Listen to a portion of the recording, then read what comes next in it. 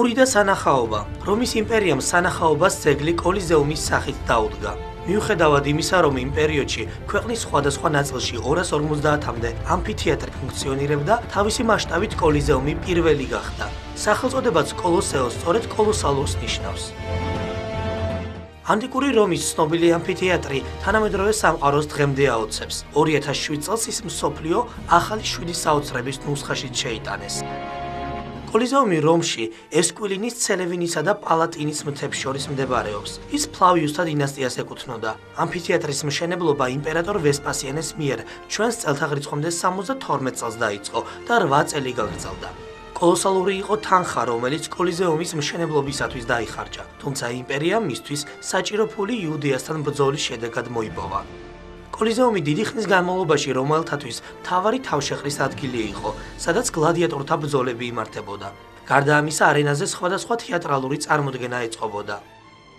კოლიზეუმის არენა ისე იყო მოწყობილი, რომ იგი იხსნებოდა, მის ქვეშ საგანგებოდ დამონტაჟებული წყლის მილების სისტემით კი წყალი შემოდიოდა და არენა დიდ აუზად იქცეოდა.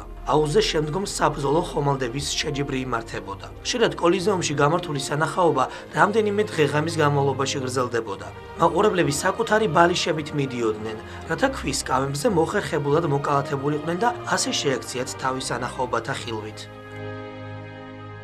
კოლიზეუმს 4-იარუსიანი სტრუქტურა ჰქონდა.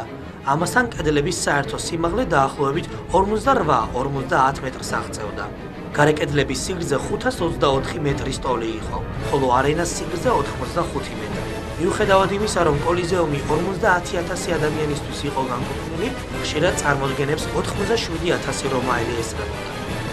76 თაღი გასასვლელი ჭყლეტის ალბათობას ამცირებდა. გარდა ჩვეულებრივი გასასვლელებისა, კოლიზეუმში 4 კარიბჭე არსებობდა.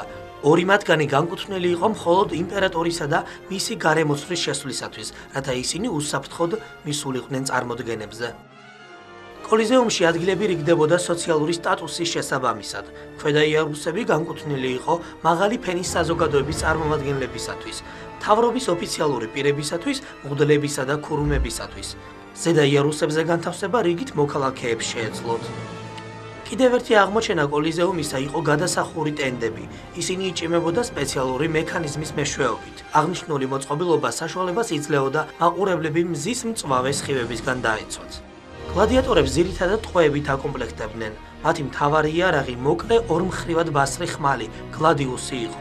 როდესაც სასიკვდილოდ დაჭრილი მეომარი ვარდებოდა არენაზე, ასპარეზზე გამოდიოდა ფორმაში ჩაცმული კაცი ჰარონი. სხეული გაჰქონდათ სისხლიან ლაქებს კი ქვიშას აყრიდნენ. გადაცვლილი გლადიატორის ადგილს შემდეგ იკავებდა. ვინც მძიმედ იყო დაჭრილი, შეეძლო მიწაზე დავარდნილიყო და ეთხოვა მაყურებლისგან წყალობა. 405 წელს ჰონორიუსმა აკრძალა გლადიატორთა ბრძოლები როგორც შეუსაბამობა ქრისტიანულ სულისკვეთებასთან, ვინაიდან იმპერატორ კონსტანტინე დიდის მიერ ქრისტიანობა რომის იმპერიის სახელმწიფო რელიგიად გამოცხადდა. თუმცა ცხოველთა შერკინებები კვლავ განაგრძობდა არსებობას კოლიზეუმში თეოდრიხ დიდის გარდაცვალებამდე.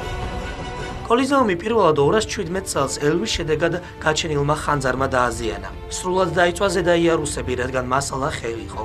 თუმცა განსაკუთრებული ზიანი კოლიზეუმს 1359 წელს მომხდარმა მიწისძვრამ მიაყენა, როდესაც სამხრეთ ნაწილი ჩამოინგრა. საუკუნეების შემდეგ მეცნიერები მივიდნენ იმ დასკვნამდე, რომ გრევის მიზეზი შემდეგი გახლდათ. კოლიზეუმი ჭაობის ადგილასაა აშენებული, სამხრეთ ნაწილი კი ნოტიო იყო, მიწისძვრას სწორედ ეს ნაწილი ვერ გადაურჩა. ამ დროისთვის მის კედლებში 3000-მდე ბზარია გაჩენილი, ხოლო ამფითეატრის ფრაგმენტები უფრო ხშირად იშლება. რომის მთავრობა აცხადებს, რომ კოლიზეუმის ტურისტებისათვის დახურვას არ აპირებს, თუმცა არ უარყოფს, რომ ვიბრაცია, მანქანების მოზარაობამ და სხვა ფაქტორებმა შესამჩნევად დააჩქარეს კულტურული ძეგლის გრევის პროცესი. შუა საუკუნოვანი პილიგრიმების საგალობელში ნათქვამია, რამდენ ხანსაც იქნება კოლიზეუმი, იმდენ ხანსაც იქნება რომი. თუ დაეცემა კოლიზეუმი, რომიც დაეცემა მასთან ერთად, თუ რომი მოკვდება, მასთან ერთად მოკვდება მთელი მსოფლიო.